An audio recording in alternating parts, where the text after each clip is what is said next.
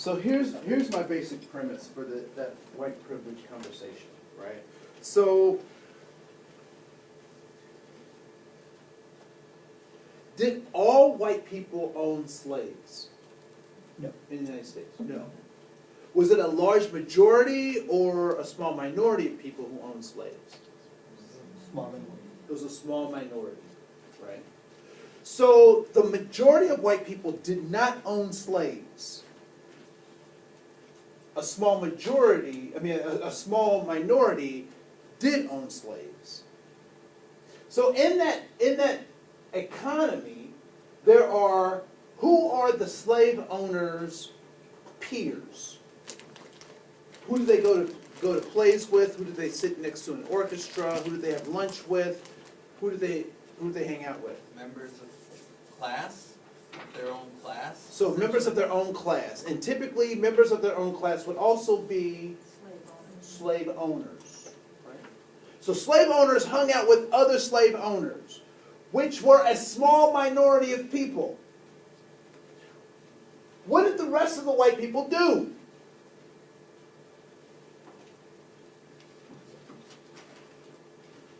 Worked. They worked. Right? What were the people who were in the system of slavery doing? They were working too.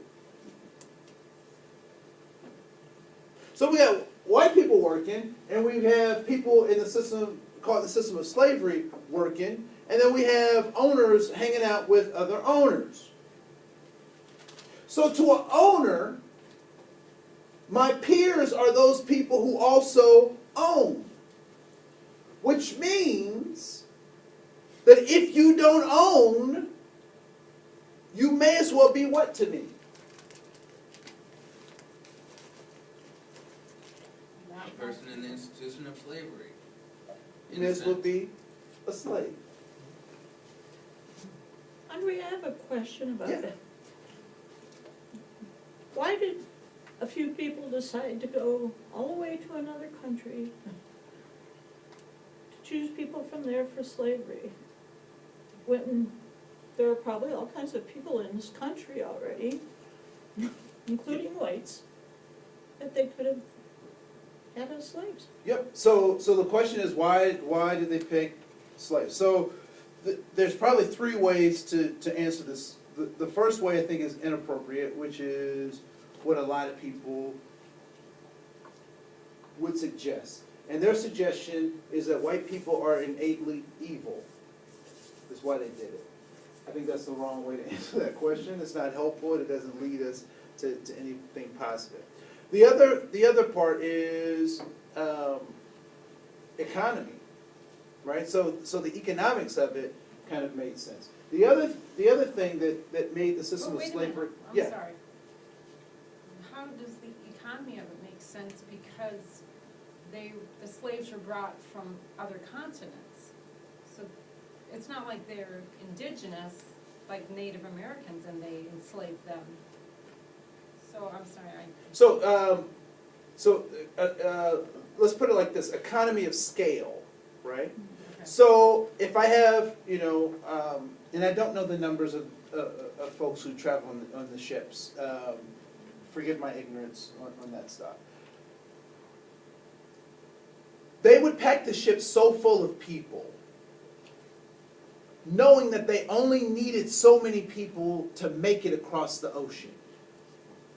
And so so it was cheaper to do that than to try to take Europeans and bring them across the ocean. Or and we had inflicted so much harm and so much warfare on the Native Americans through conventional wars as well as genetic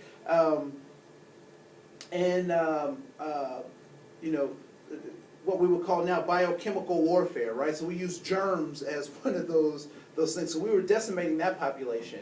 So we needed lots of people who we didn't care if they all made it across the ocean or not. Most of those ships had about a 25% attrition rate. About 25% of the folks who came across died in the Middle Passage, right? in such great numbers that, and I don't know that this is true, but this is a story that's been told to me, relayed to me, that I think is just something to think about, even if it's not true. That sharks actually have made those paths a part of their swimming migration. Because there were so many bodies being tossed into the ocean that it actually changed the way sharks swim in the ocean. So getting cheap and free folks that also made it easy to see the difference between me and them also added to the ease of getting those folks from that far and distant place. I don't know, correct me if I'm wrong, but I think also aesthetically, just the makeup of the black man being able to do hard labor too, right? I can't speak to that. I don't know, because I know that I've seen some strapping Irish dudes who, Yeah. who, you know, they, right? So I don't know that And that's they were necessarily. too, they did too. Yep, so I don't know if that's necessarily the piece, but I do know that seeing a physical, so if you see a black person running down the thing, you know, particularly if you're in an area where the slave economy, the system of slavery is the economy, it's clear to everybody that he's not supposed to be doing that, right? And so it makes these other pieces. And I don't have time to show it today, but the other thing that starts to happen, particularly in the United States, is that we have a problem when it comes to the system of slavery. And what is our problem with the system of slavery? What's this land built on? Freedom. So we have a problem. We have the split personality that we're trying to deal with. On one hand, we have fought for, we're fighting for, we're establishing this country for freedom. At the same time, we are keeping people, enslaving people, keeping people in bondage, enslaving them. So what do we use to reconcile that cognitive dissonance? Guess what we use? Affirmative action? We use something called race. And Darwin leads us right to it. He hands it to us on a silver platter. What is Darwin's theory of evolution? What does it say? What does it suggest? That what? Survival of the fittest is one of the principles. And what about humanity?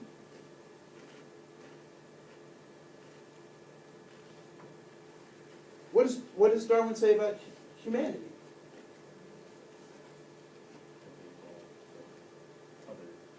Say it. No, say it what he says we did. We evolved from chimps. We evolved from chimpanzees. Now, I don't know about you, but I have never seen somebody who looks like me on the human end of the spectrum.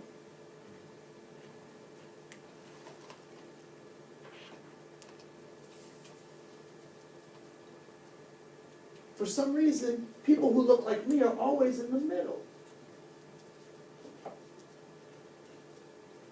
What's the suggestion? You're not human. I'm not 100% human. And black people, this is a thing that gets stuck in black people's craw. And it's an old thing. It's a blue law thing. And you know, I think it would just take a small act of Congress if they ever wanted to really do something to really fix this. But it does state that for tax purposes, African Americans are still on the books as being 3/4 human for tax purposes. So you count them as 3/4 of a person for taxes, because you don't want to pay taxes on them as a 100% human because they're subservient. So they're not 100, but it's still a part of our code, still in the Constitution. And so, you know, it would take a small thing just to fix that. If people really wanted to fix that, you know, because we can get rid of TV. but we can't fix that kind of, but that's a whole nother conversation, right? So race becomes the way that we justify ourselves. So some people are not fully human. And I want to tell you, the Irish were treated worse than the blacks. And the reason they were treated worse than the blacks is because you could sell a black person. You could not sell an Irishman. That's why they got the worst and the dirtiest of jobs. Because they were the worst and the dirtiest of folks. And so we've used this concept of race. And race comes out of this context. Right? So, you know, these two dudes are not around, and why are they not around any longer? The context changed. And they couldn't. Right? So, I was born in Dayton, Ohio, and so I am African American. If I was born in Havana, Cuba, I would be what? I'd be Cuban. What else would I be? What is it? It doesn't say Cuban on the forms, man. Is that Jamaica? I don't know what. Right? What would I be? Hispanic. I'd be Hispanic. And I could look exactly the same, but be a different racial or ethnic. So context is everything. Context is everything. So what is race? And so in the United States, we have official designations of this concept of race. It is official. It is, I work for the government. It was my job to be a bean counter, to count the different racial groups, and so and make reports to the federal government. I have another slide. I'll make it bigger so folks can see it. So here are some of the racial categories that are official in the United States. So first is Hispanic or Latino, a person of Cuban, Mexican, Puerto Rican, South or Central America, other Spanish culture or origin, regardless of race. So regardless of race, you can be Hispanic if all of those things are true for you. All right? So, American Indian or Alaskan Native, a person having the origins in any of the original peoples of North and South America, including Central America, including Central America, who maintains cultural identification through tribal affiliation or community attachment. The goal of the boarding schools was to do what? Kill the Indian and save the man. So if I have a boarding school where I am taking kids outside of their will, outside of their parents' will, to teach them how to be American or to be white or to be Catholic, what am I severing from them? Their culture. Their cultural identification and their tribal affiliation. So now, if I don't have tribal affiliation and I don't have a cultural, I don't identify with my culture, what am I? Let's continue. Asian, a person having any of the original peoples of the Far East, Southeast Asia, Indian subcontinent, including, for example, Cambodia, China, India, Japan, Korea, Malaysia, Pakistan, the Philippine Islands, Thailand, and Vietnam. Have you seen any of these people before? Have you seen Cambodians? Have you seen folks from Pakistan? Have you seen folks from China? Do they look alike? So how can they share the same racial designation? Context is everything. Black or African American, a person having origins in any of the black racial groups of Africa.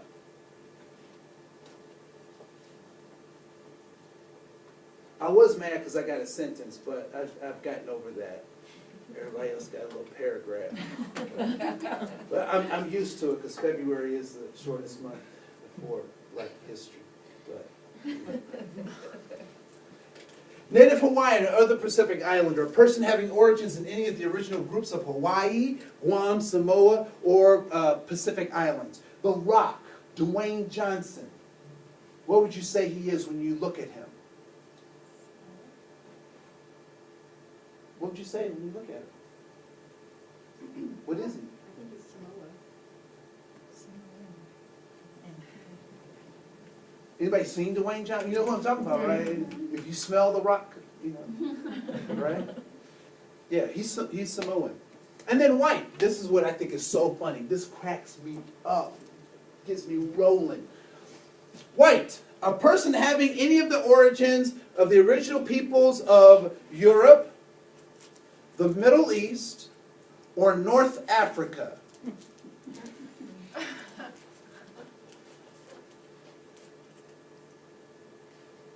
Whoops. Now here's the shocker. What if I am from an Eastern Bloc country, part of the former Soviet Union? Let's say I'm from Georgia. What am I?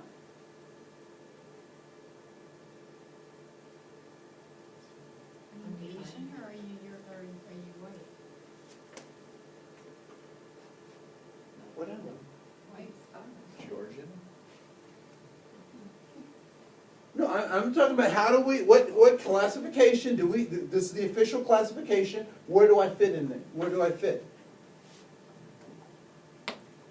Don't know. Doesn't make sense. None of this stuff makes sense. And here's the funny part. Let me go back to the thing. Let's see. Oh, here. So, categories developed in 1997 by the Office of Management of Budget.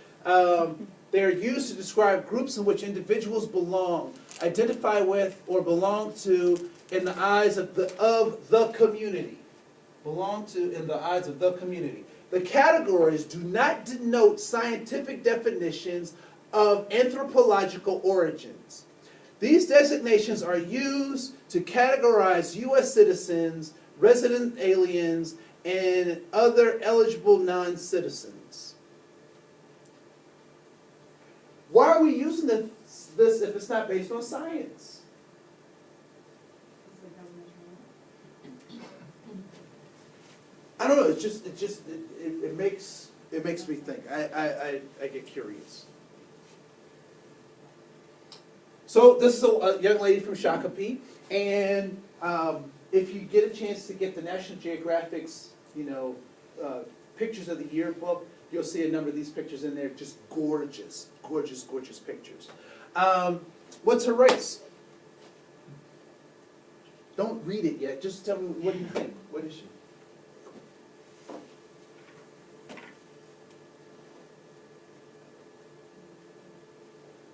What do you think? What is she?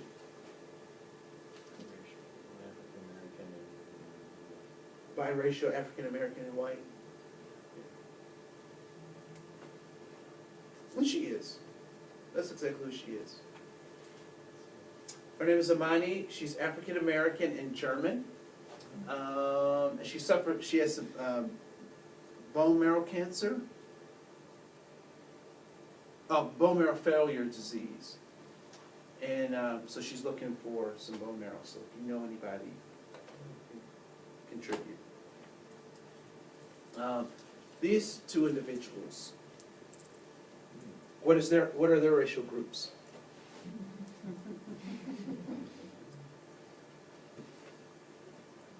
So she's Filipino, Chinese, Spanish, Indian, Hungarian, and German Jew. And on the census, she checks white and Asian, Indian, Chinese, and Filipino. And he, Maximilian, is Japanese, Jewish, and Ukrainian. And he checks white and Japanese on the census.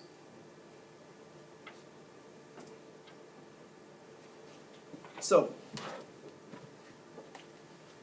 do another activity. Pass.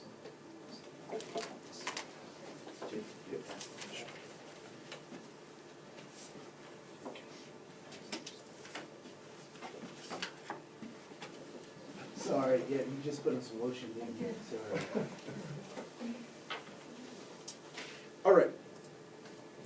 So So what I'd like for you to do, so on this card, and this card is for you to keep, and it will take a little bit of tenacity to write on it, just so you know. I'll put that out there. So here are groups across the top, and these are categories of folks that we use we break folks up in the United States. There are other groups I could have added, but I didn't. Hopefully you can see the metaphor and continue the learning on your own. So, so there's that. And then on the left-hand side are groups that have tried to give you information about these groups across the top. Whether you believed it or not, just what information did they try to give you about these particular groups? And I want you to tell me what they gave you in a particular kind of way. What I'd like for you to do is I want you to put a plus if one of these groups on the left gave you positive information about any of these groups. I want you to put a minus if they gave you negative information about those groups across the top. And I want you to put a 0 if you've never had a discussion about those particular groups. And you can have pluses and minuses in the same box. But the size of your plus and the size of your minus dictate how much you learn. So if it was a lot of positive, then you have a big plus. If it was a little bit of negative, then it'll be a little negative. All right? So for example, friends, Asian Americans, I would have a big minus and a little plus. All right? TV and movies, for disabled Americans, I will put a 0. Right? So, I'll give you a couple of minutes to do that. What age are we thinking? Whatever age, whatever age you want to, Expand? yep, whatever age works for you. So it can be, Do you have a recommendation on what kind of writing utensil works on? yeah, Like a permanent marker, marker. But I'll give you this. This will be, That's too big. okay. Thank you. You're welcome.